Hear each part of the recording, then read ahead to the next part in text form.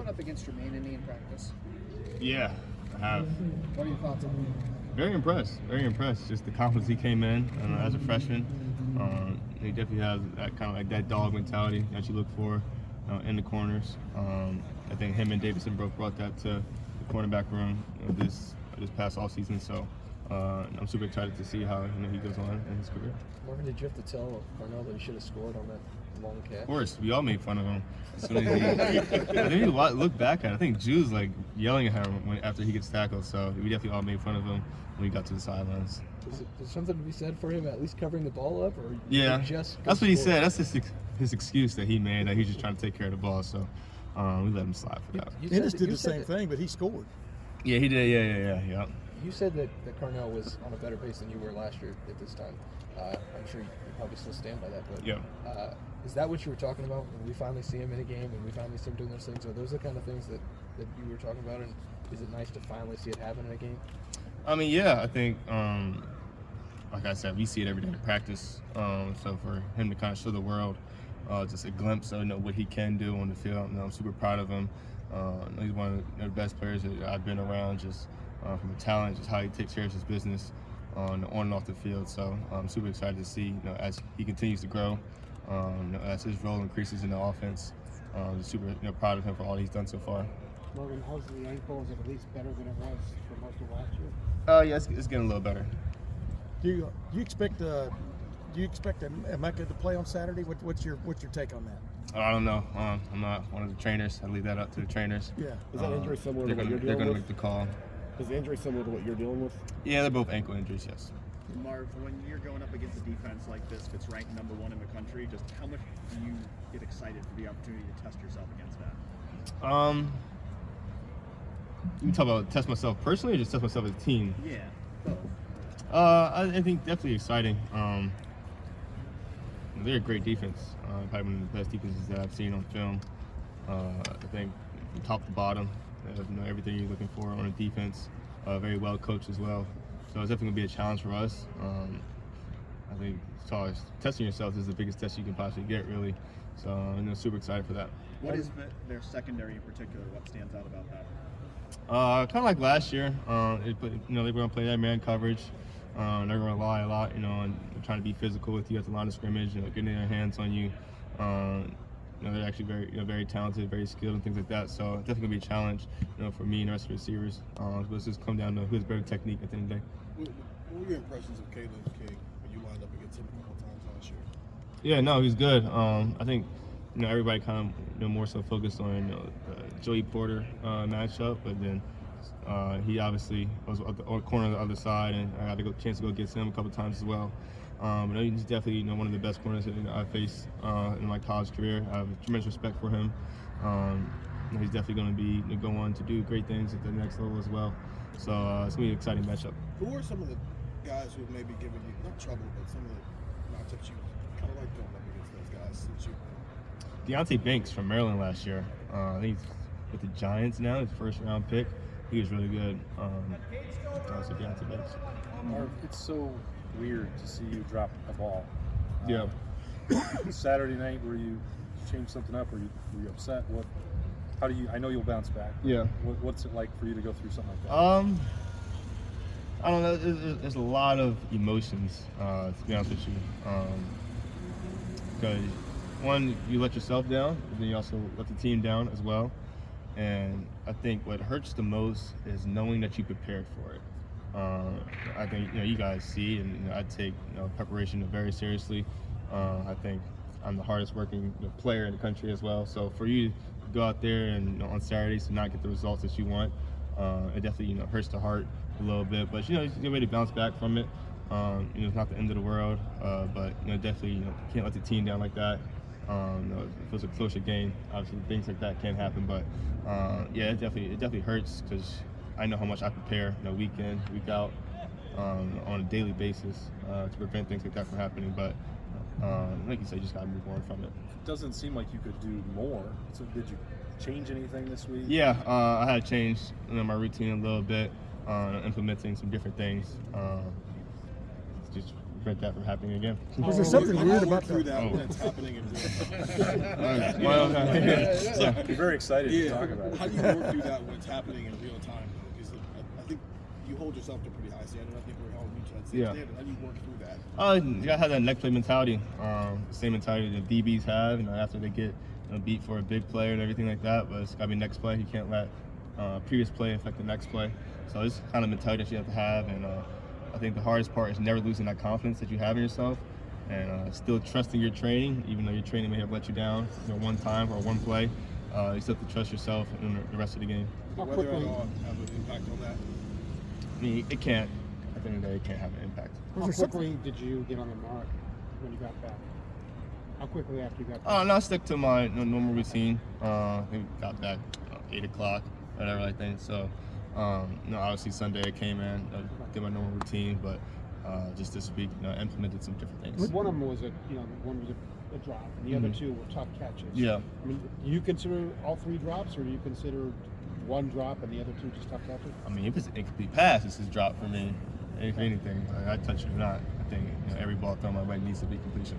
Was there something a little bit weird though, atmospherically? I mean, was the ball a little bit more slippery? Were your gloves a little more? You know what I mean? When you look back on that conditions on Saturday, was there something a little bit out of regular there? I probably should have taken my gloves off for one of them.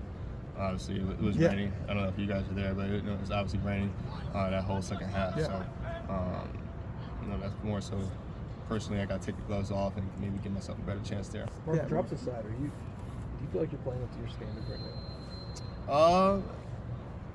I feel like I'm never playing up to my standard, if anything, because the standard is perfection, and you can never be perfect. So I think that standard is something that's never met, at all. So just continue to keep building and getting better. But I don't think there's ever a time where I'm playing up to my standard. I think we asked Coach Hartline either in the spring or in May about you and how you could continue to get better, and he mentioned that you were no longer comparing yourself to college receivers, but to like Devontae Adams and Stephon Diggs.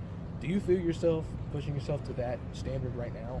And how is that going in your progression from flipping that switch from college receiver to, okay, I know where I want to be, and where I want to be is not right here? I think standards kind of in place as my dad. So you do that from that perspective, that's a Hall of Famer. You're always comparing yourself to him. Like all the receivers you mentioned, Devontae Adams, are great receivers. They're probably going to be Hall of Famers as well. But your whole life you're chasing after your dad, who's the best receiver to ever play the game. So I think the standard has always been high, and I think that's just. Mark, Mark, why there would was you a- run from yeah. that? Like, sometimes when kids have legendary dads like that, they're trying to find a way to be themselves. Mhm. I'm not this guy's son, I'm my own person. Yeah. Anytime we talk, you bring that up, of like you're chasing your dad in a situation. Why don't you run from that at all? I would say it worked for him. It's going to work for me. Obviously, the goals he reached is the goals that I'm trying to accomplish. So why not follow the same footsteps as he did? Why not try not to put more work in than he did, knowing that it got him to where he was at. So why try to take a different path? And you're very unsure of where you may end up. Where if you take the path that he took, you know what the results are going to be. Marv, you're obviously from Pennsylvania. These two programs play each other really close games all the time. Yeah. Do you consider this a rivalry game? Yes, I think it is a rivalry game. I don't know too much of the history between Ohio State and Penn State. I know the games have been very close in recent histories, coming down to usually that fourth quarter.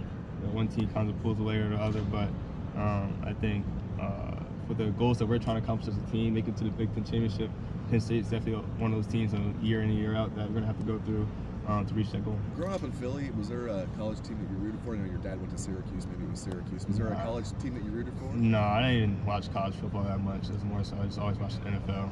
What is it about the game that makes it feel like a rivalry, other than the two teams are good teams? I think just how close the games are and the history of the matchup, and that makes it close, or it makes it a rivalry. And then also what's at stake. Usually, if you lose that game, your chance of going to the Big Ten Championship probably are gone. So I think that's what's at stake makes it a rivalry. How does it change things for you as a player, knowing that this game has a good chance to go into the fourth quarter, in jeopardy. You know what I mean? Just like last year and stuff. How does it kind of change from a preparation standpoint or your thought standpoint as you're going through a week for a game like this? Yeah, I mean, I think whether things are going good, bad, or however things are going, you just got to make sure you keep swinging because that fourth quarter is going to come and you can be down, you can be up, the game can be tied, or whatever it is at that moment. That's what you got to push through and battle to the end. The reason I'm asking is you had that huge slant catch last year, when y'all needed to keep a drive going. And what got you going was not just the catch, but the yak after they got the first down and stuff. That was almost a building block moment for you, wasn't it? I mean, what did you learn about yourself from that moment and then take with you now? Yeah, I think Penn State, that was definitely, like you said, that was one of the games that I had circled going into last year. Just I knew the defense is really good. I knew they had really good corners. And that was a chance that I had an opportunity to prove myself. Going back to Penn State, it was just a moment that you just dreamed of your whole life, and you want to capitalize on, do your best. And I think that day I put one of my best foot forward, and that's something I'm really proud of myself for. When you know the ball's coming to you on a play like that, as it starts, I mean, are you just what goes through your mind? I mean, it's a huge moment, and you know it's coming to you. Like a shortstop, some shortstops want that ball, they want to hit to them. You just go back to your training. Go back to your training. You caught that pass thousands of times. Just ran that route thousands of times. Don't make the moment too bigger than what it already is. I think if you train like you're in a game, being in the game allows you to revert back to your training. So that's what you try to do in that moment. Marvin, have you ever had as much trash talk in your ear as you had on Saturday?